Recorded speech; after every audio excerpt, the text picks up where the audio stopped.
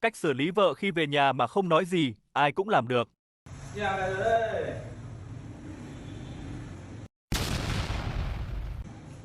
Cả nhà ăn cơm chưa? Đây làm này quá. Cho anh xin cốc nước này. Anh xin cốc nước. Mày quá.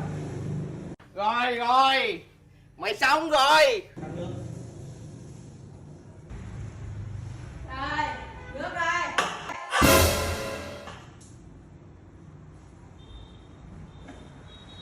Trời ơi, cứu tôi, trời ơi, chết tôi, trời ơi.